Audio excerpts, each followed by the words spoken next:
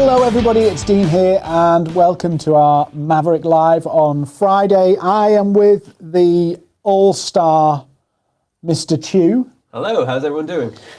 And Luke's been moving house this week, right? Yeah, it's been a it's been an experience. I did it we started on, it's been a week actually. A week? Yes. You're in your new house, you've got broadband, right? We did, yeah, eventually. It was like 3 or 4 days without broadband.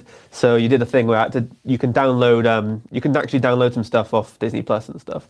So I've just been watching, just downloading movies and just like hankering to actually Google something. How many times did you watch The Little Mermaid? I actually downloaded the last Star Wars movie. Okay. It was okay. Yeah, let's not go there because we might have lots of comments. We'll probably get more comments about the last Star Wars movie than we would get about our video. But today we're here and we're going to be talking about sales and stop the churn and burn. So Luke, what do we mean by the churn and burn?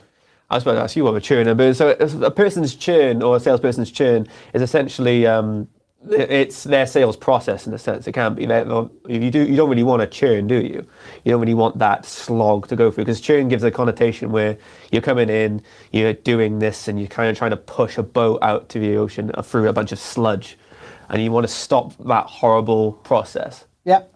And I did a post about this, and I used a GIF of the Wolf of Wall Street because that film, whilst it's a really good film, and there's a part of you thinks that would be a really interesting life to lead, as in not to forever, but it's glitzy, isn't it? It's set out, isn't it? So you have the first half of it, which is all the glamour and the hustle and the bustle, and then it gets just into that.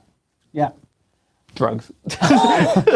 but if you're thinking about sales, he comes to mind, but yet everything that he does about selling is just either so out of date or just does not work anymore. Yeah, they're picking up the phone, they're saying whatever you can, the script, the cold calling essentially.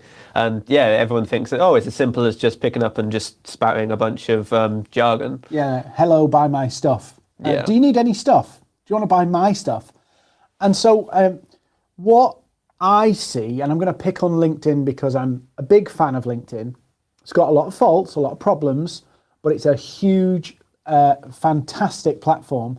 And what I found is that people forget they're trying to sell to human beings. Yeah, it's a thing. I think it's a thing with all business in general. Like, people forget that there's humans behind everything you do. Everyone thinks it's just robots and automated systems and just companies. I mean, you're not really talking to. When you talk to you on LinkedIn, you're not talking to Maverrik. You're not talking to the building. You're not talking to the cameras. You're talking to you. Yeah. And that's what people do. And it doesn't matter if somebody, hits me up on LinkedIn. I, as an individual, am making the judgment about whether I want to engage with them. It doesn't matter. You could have the most amazing, fantastic offer, product or service, but if I don't feel it, if I don't feel that there's almost like a repertoire, I'd say. Yeah, rapport. I don't like the word rapport because everybody goes, oh, you need to build rapport. And then what they do is they send a message and say, hi, how are you? Yeah, that's my rapport. It's like, you need this two-way conversation. And, I sucked as a cold caller. One, because I think I say this quite far too often, I couldn't hack the rejection. Oh, is it hard to? Yeah, because as soon as you hit that stone wall, it's recovery, isn't it? Yeah. And recovery can be awful. And to give cold callers credit, it is pretty tough to pick up that phone and kind of have to work through that process. Yeah, you need a hard shell, you need charisma, and you need to have gift of gab, to lack of a better word. But some people say, oh, no, what you've got to understand about cold calling, and I'm not just picking on cold call, what I'm saying is the process of just churning through, going, I have to get through the numbers to get the sale. Yeah. If that's your process, I have to get through the numbers to get the sale, and that's the first thing you think of, there's something wrong with what you're doing. So I've talked about this with some people on LinkedIn, that if you're getting, and these are ridiculous numbers, but it's true, you should be able to get a 20, if you do it right with social selling, you should be able to get a 25% of people onto a call. But it isn't by hitting people up at the front end. It isn't by putting a robot on and sending the same exact message to everybody. All the hey, how are you? Yeah, hey, how are you? Or putting variable data fields in that then trip you up when you start to say silly things because it's not clever. Oh, like, how was your experience with stay-at-home mum? Yeah. Oh, the best one I got the other day was, hi, first name. How are you? I wanted to write a personal message to you. Oh, yeah. I want to reach out personally to speak to you, last name. And don't get me wrong, there are times when you want to do things that are kind of accelerated, but if you don't build relationships, it's probably going to go nowhere, even if you get an audience with them and they give you time of day. So with the churn and burn, instead, if you just are cold calling, the percentage is probably way lower than what it would be for the social selling. Yeah, so cold calling, let me just say something about social selling and cold calling. There's probably no difference in time. Right. It probably takes the same. If you hired somebody to go, actually, I want you to talk to, well, let's say, if you want to talk to get 10 meetings a day with serious customers. So not like, I'm just going to get 10 meetings a day with randoms, but 10 meetings a day with the right people, the right customers, the managing directors of businesses, the marketing directors of businesses, whoever they are. And I'm not just talking about solopreneur business, I'm talking about big businesses as well. Yeah. If you want 10 meetings, it will probably take you, to be reasonable, a full day to do that and do all of the back and forth and conversations that go. Now, you can automate that and you can do the messages in 10 minutes, but you'll get 0 replies, absolutely 0 replies. Whereas if you'll spend the day, you'll get the 10 meetings. So that's the difference, really, making it. It's getting it, not getting it. Yeah. So Curtis, we practice what we preach here, and Curtis has had to ease off his LinkedIn the last few days because he's been getting far too many meetings. So he's got no time to actually do his follow-up. Yeah. And that's the kind of balance, is that, you have to do the follow-up, you have to do all the work, get all the meetings, write all the proposals and quotations and all that kind of stuff afterwards, depending on what your process is.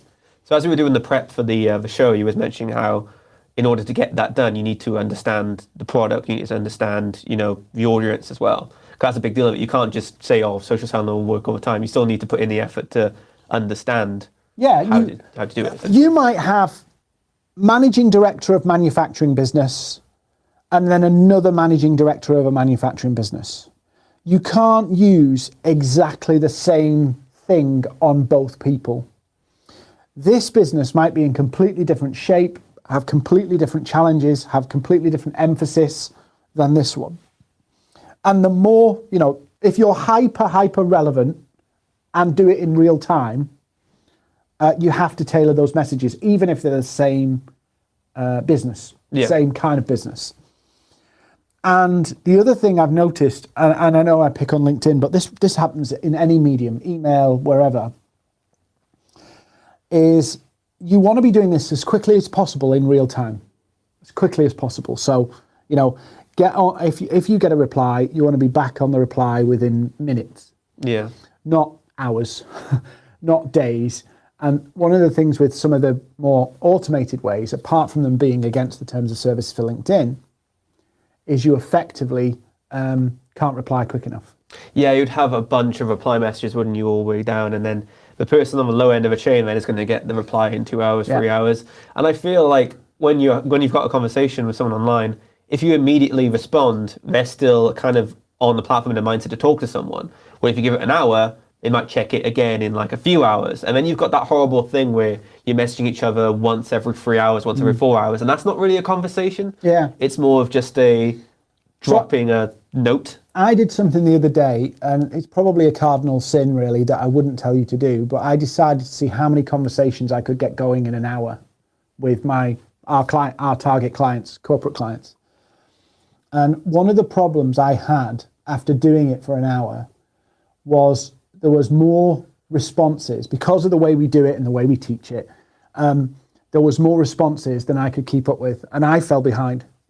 And just, I mean, you can see how many things you had open.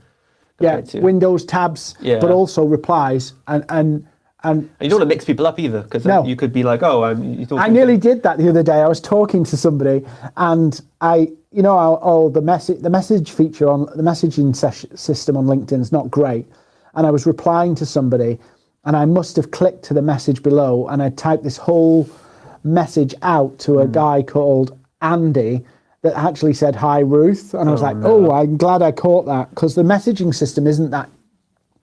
It takes a bit of time. A misclick and it'll go through. I realized that I need to maybe update mine, because as I was typing on my keyboard, it was actually slowing down as it was going through. So something needs to be optimized there. Yeah.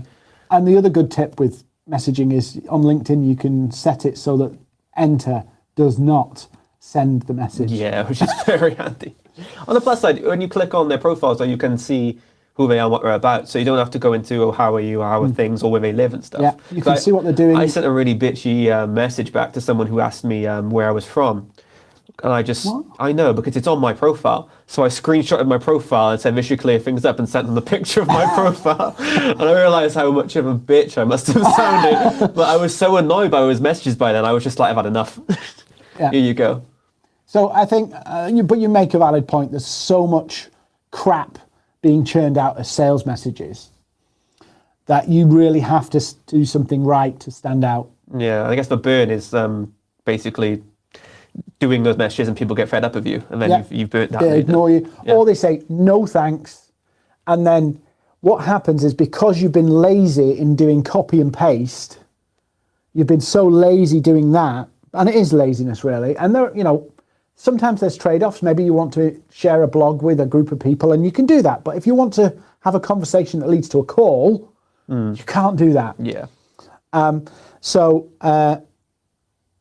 Yes, because you're doing the laziness of these messages, they go, no thanks, and then what do? Yeah, you can't strike a new conversation up, because that's an end, isn't it? You've just ended that. So what do? Do you wait a few months and try again? And then when you send them another message, they see all the...